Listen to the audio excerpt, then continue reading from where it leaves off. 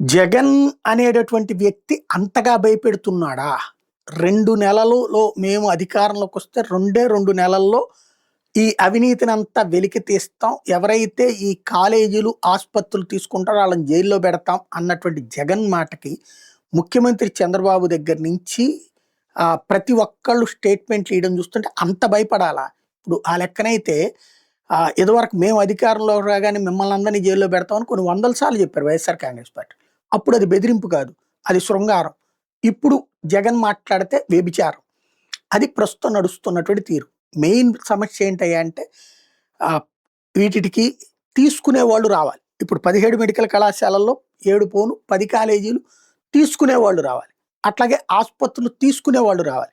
అలా వచ్చేటటువంటోళ్ళు లంచం రూపంలో కోట్లల్లోనే ఇవ్వాలి. అదే సందర్భంలో అధికారికంగా అమౌంట్ పెట్టుకోవాలి. మళ్ళీ ఆ బిల్డింగులు కొనసాగించడం, కన్‌స్ట్రక్షను అలాగే ఇది. ఇంత చేశాక 2 ఏళ్ల తర్వాతన జగనొస్తే పీకేస్తాడన్నది కన్ఫర్మ్. అలా కాదు అంటే జైల్లో గూడా పెట్టిస్తాడు. ఒక కేసు కాకపోతే ఇంకొక కేసు పెట్టిస్తాడు అన్నటువంటి భయాన్ని కల్పిస్తున్నాడు జగన్మోహన్ రెడ్డి.